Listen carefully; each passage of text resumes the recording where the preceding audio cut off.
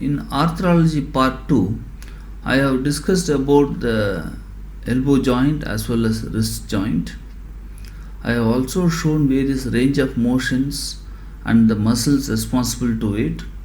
Apart from this, I have discussed about various ligaments that is present in each and every joint and their functional aspect. Okay, so let's start with the session now. Elbow is an example of hinge joint which allows only biaxial movement. Okay, that's the flexion and extension. So if you look at the bones that is participating in elbow joint, it is this humerus, lower end of the humerus, then upper end of the radius as well as the upper end of the ulna bone.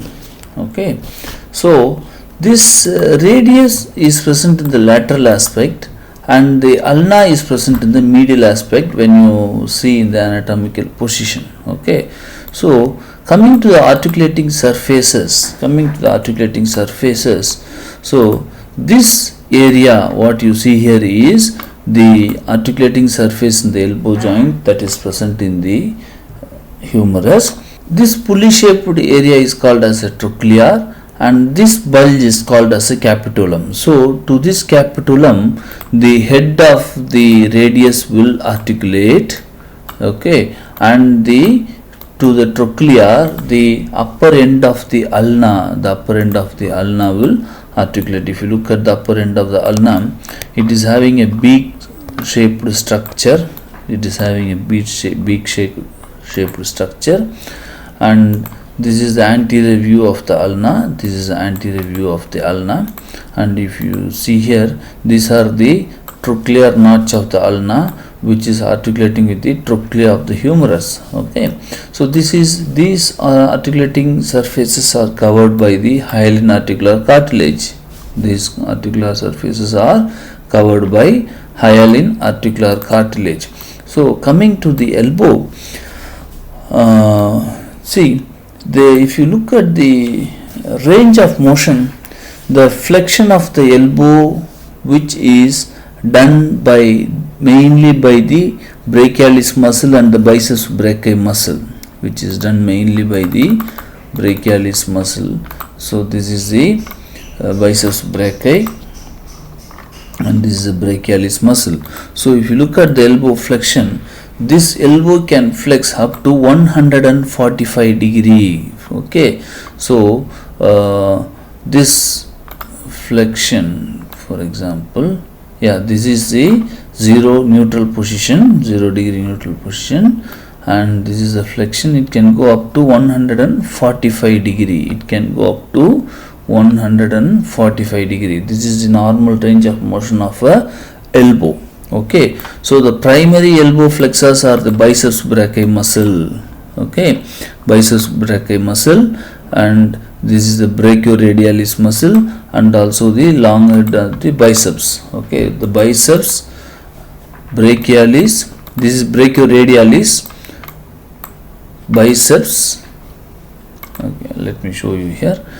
The brachialis, the biceps and the brachioradialis, all these muscles are helping in the flexion of the elbow. Whereas after this flexion, the extension is done by the triceps muscle and the unconeus muscle. The unconeus is a small muscle in the posterior aspect. This is the unconeus muscle. And it does the extension. The unconeus muscle will do the extension of the elbow. Okay, the extension of the elbow is 0 degree. Okay, because why the extension of the elbow is 0 degree? Because the olecranon process comes and sits with the olecranon fossa. Okay, this pit is called as a olecranon fossa, and this projection is called as olecranon process. Okay, so if you look at the joints connective tissues, the whole joint is covered by the synovial membrane. The articulating surfaces is covered by synovial membrane. On the synovial membrane you have this joint capsule. This is the joint capsule.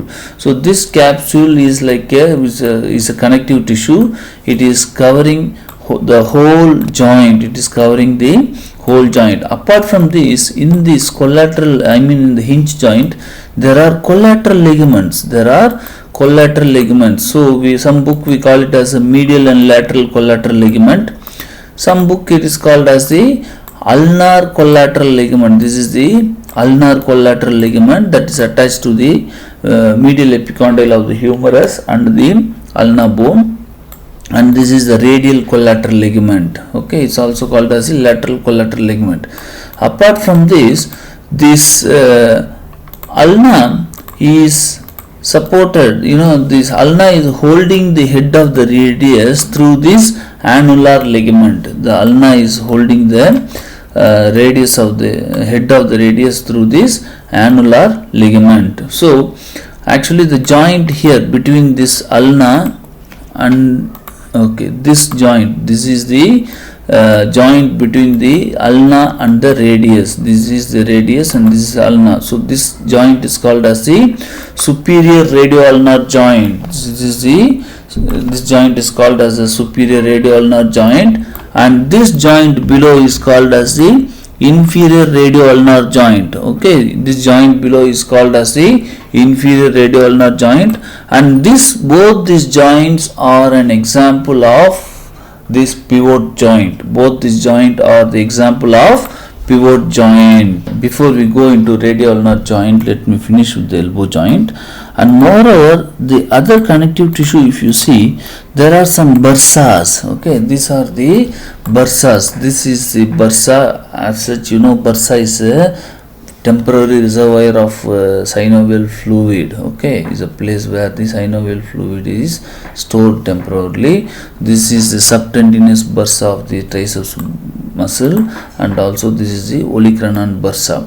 So this bursa is famous for effusion. Okay, if you see in this condition, this is called as a gout, where the uric acid crystals accumulate in this bursa, and you can see in this picture more amount of uric acid crystals accumulation in this bursa. So the bursa will go in for thickening, in fact. Okay, so the initial phase, it leads to bursitis, inflammation of the bursa.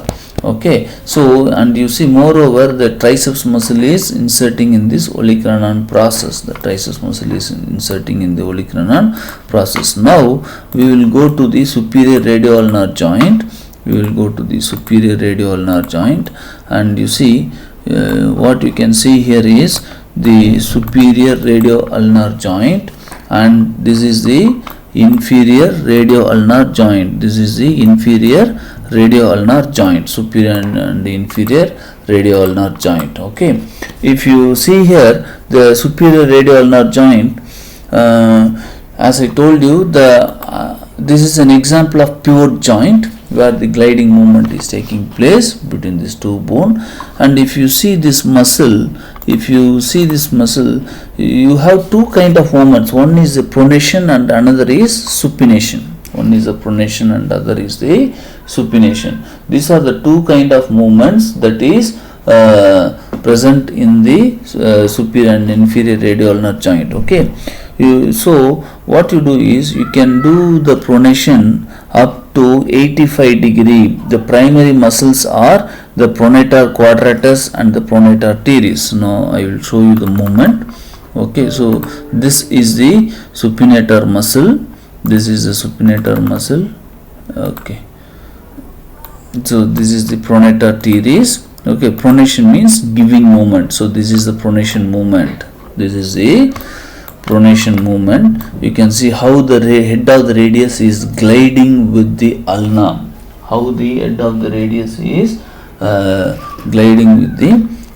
Okay, and this is the pronation movement. So this movement can take place up to 85 degree, whereas taking, see, I told you the giving movement is pronation and the taking movement is supination. If you look at the biceps muscle is called as a powerful supinator.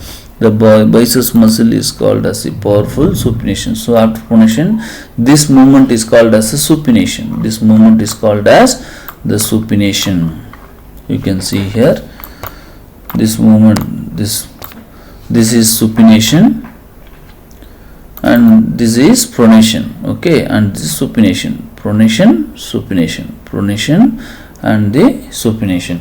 So apart from this muscle, this is the supinator muscle, this is the supinator muscle, this is also doing the supination. So the supination is taking place to 90 degree, whereas pronation is taking place up to 85 degree. Okay, so during that time there is movement that is taking, articulation that is taking place between radius ulna in the superior aspect and the radius and ulna in the inferior aspect, radius and ulna in the inferior aspect. Okay, so this is the thing you have to understand. This is what you have to understand, pronation and the supination. This is the pronation and the supination. Okay, so now let's discuss about the wrist joint.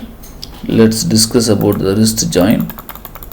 Okay, you know what, the wrist joint is a sort of complex joint. Okay, it is a sort of complex joint, and there are we call all this joint as a wrist joint. Collectively we call all this joint as a wrist joint. Okay, so what are the articulating surface? First you have to know the bones of that is forming the wrist joint. Okay, so one is the radius, lower end of radius, and next is the lower end of the ulna, lower end of the radius and lower end of the ulna. Then the bones, if you see, there are 8 carpal bones that is arranged in 2 rows. There are 8 carpal bones that is arranged in 2. Look at the bones that is arranged in 2 rows in this place.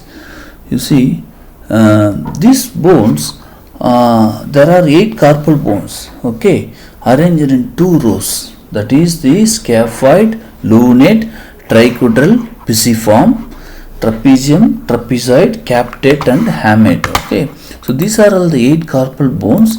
Like you see, this is one row, this is one row, and this is another row, this is another row, this is one row and this is another row. So these are the 2 rows of carpal bones. Okay, one row, proximal row, and this is the distal row, proximal row and the distal row. Okay, so these are the 2 rows of the carpal bones you have to understand here. So as I told you, this is a scaphoid bone, this is the scaphoid bone. Okay, wait. This is the scaphoid bone.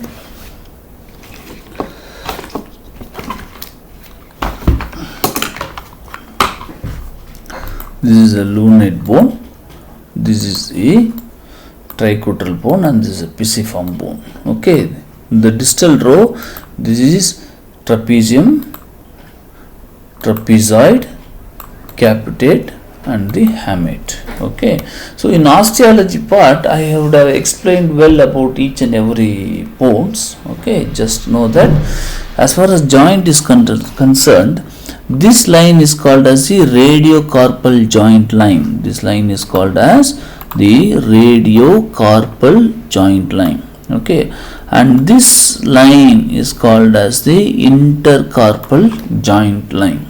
Okay, and this line is called as carpo-metacarpal joint line. These are carpal bones and these are the metacarpal bones. So it is called as carpo-metacarpal joint line. It is called as carpo-metacarpal joint line. So there are 3 joints line. Okay, radiocarpal, then intercarpal and carpo-metacarpal. So this ulna bone is not having any relationship with this carpal bones. Why? Because there is a disc, there is a fibrocartilaginous disc. Okay, So this disc is not allowing the ulnar bone to have any relationship with carpal bones. Okay, so that's why we call this as only radiocarpal joint line, and only the base of the lower end of the radius is articulating with the carpal bones. So now you know the articulating surfaces of the wrist joint, and I also have explained about this carpal tunnel, this tunnel like structure.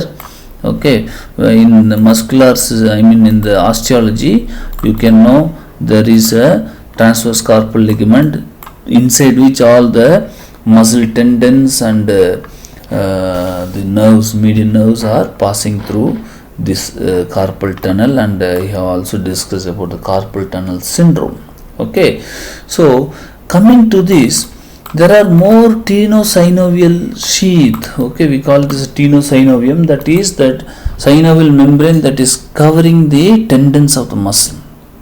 Synovial membrane that is covering the tendons of the muscle. So if you see here, this is also an example of hinge joint, okay, allowing the flexion and extension, but there are some other movements, the ulnar deviation and the radial deviation. So now what I will do is, I will show the different types of movements. I will show the different types of movements. Okay, so the wrist flexion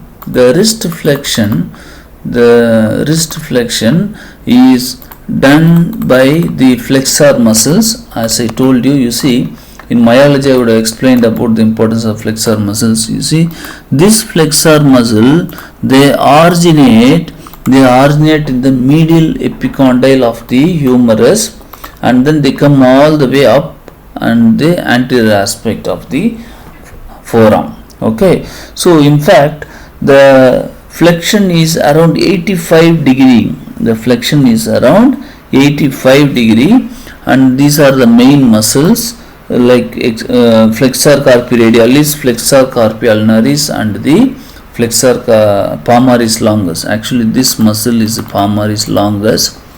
This is the palmaris longus muscle, and this is the flexor digitorum superficialis, and this is the flexor carpi radialis, and this is the flexor digitorum superficialis. For example, if you see the flexor carpi or the palm flexor digitorum superficialis, this main function is to do the flexion of the wrist. Wrist flexion, you can see here. So this flexion is around 85 degree. The flexion of the wrist is around, it can come up to 85 degree of flexion. Okay, but if you see this flexor digitorum is responsible for finger flexors. The flexor digitorum is responsible for finger flexors, but apart from this flexor carpi radialis is the main wrist flexion muscle. Okay, here you can see this is 85 degree movement. This is the 85 degree movement, that is the wrist flexion. Okay, then coming to the wrist extension, says extension is also 85 degree. So all the muscles that is present in the posterior aspect are the wrist extensor muscles. Okay, so mainly extensor carpi radialis brevis here. These are all the finger extensors. Okay, here you can see extensor indicis. Okay, so from 0 degree to 85 degree the wrist can extend. Okay, the wrist can extend up to 85 degree. So the primary muscles are extensor carpi radialis brevis, extensor carpi radialis longus, and extensor carpi ulnaris. Okay, extensor carpi ulnaris. So this is the flexion and extension movement in the wrist. But apart from this, the wrist can also move in the lateral and medial side. Okay, if the wrist is moving in the lateral side, it is called as radial deviation, and if the wrist is moving in the medial side, it is called as ulnar deviation, which is the radial deviation is around 15 degree. The radial deviation is around 15 degree. I will show you the extensor carpi radialis brevis muscle. Okay, these are all the adductor pollicis. Okay, so this is the extensor carpi radialis brevis, and the main muscle function is to extension of the thumb and also the radial deviation. Okay, in fact the radial deviation is not, it's combination of these adductor muscles, abductor pollicis muscles, and the extensor, this is the extensor pollicis brevis muscle. Okay, whereas the medial ulnar deviation is around 45 degree, which is done by the flexor carpi ulnaris, so this is the ulnar deviation. Okay, and this movement is called as the ulnar deviation. This movement is called as the ulnar deviation. This movement is called as the ulnar deviation. Okay, in fact this radial flexor carpi ulnaris is attached to the pisiform bone. Okay, the contraction of this muscle leads to this ulnar deviation, and also this extensor muscles. This is the extensor carpi ulnaris. Both these are the main muscle for wrist ulnar deviation, so which is around 45 degrees. So now let us look at the ligaments that is present in the wrist joint. Let us look at the ligaments that is present in the wrist joint. As I told you, it's an example of hinge joint. There are collateral ligaments. This is called as medial collateral or ulnar collateral ligament, and this is the radial collateral or lateral collateral ligaments. Radial collateral or the lateral collateral ligaments, and this is the fibrous membrane of the distal radioulnar joint. This is the fibrous membrane of the distal radioulnar joint. Okay, apart from this there are small ligaments that is between these carpal bones. Okay, one is the radioscaphocapitate ligament. Okay, and this is the scaphotriquetral ligament, and this is the ulnar capitate ligament, and this is the ulnar lunate ligament, and this is the ulnar triquetral ligament, and this is the piso, that is the pisiform bone and the hook of Hammett. So piso-Hammett ligament. Okay, these are all the ligaments that is present between the carpal bones. If you go posteriorly, the same, you have the dorsal intercarpal ligaments. Okay, you have the dorsal intercarpal ligaments, and these are all the capito-Hammett interosseous ligament, and these are all the ligaments of the dorsal metacarpal bones. Okay, so if you see here, I have removed certain ligaments, and here you see this is the transverse carpal ligament. This is important. Okay, the attachment of this transverse carpal ligament to the pisiform bone and the Hammett bone, and in the lateral side in the trapezium bone, is forming a tunnel. Okay, so this is the tunnel. This is the tunnel. This is the tunnel through which all the vital structures are passing. Okay, this is the tunnel, carpal tunnel, through which all the vital structures are passing. Okay, here if you see, these are all the carpal bones, that is the Hammett bone, then the capitate bone, and the articular surface of trapezius. So here this is the transverse carpal ligament. Inside this transverse carpal ligament you have the flexor sheath, and inside that these are the flexor digitorum profundus muscle tendon, this is the flexor pollicis longus tendon, and this is the flexor carpi ulnaris tendon, and the important nerve, that is the median nerve, is passing through this tunnel. You can see this is a median nerve that which is getting compressed. Okay, when you support the wrist and keep typing in the keyboard, so compression of this nerve here leads to the pain where this nerve is distributed. So when this nerve is compressed in the carpal tunnel, all this area, that is 3.5 finger including the thumb, first, second and third finger, will have severe amount of radiating pain. In this blue color area, there will be radiating pain. Okay, you can see here there will be radiating pain in this thumb, index, middle and the little finger. Okay, so that is what we call it as a carpal tunnel syndrome. That is what we call it as the carpal tunnel syndrome. That's what we call it as a carpal tunnel syndrome. Okay, so by this we are completing the joints of the upper limb.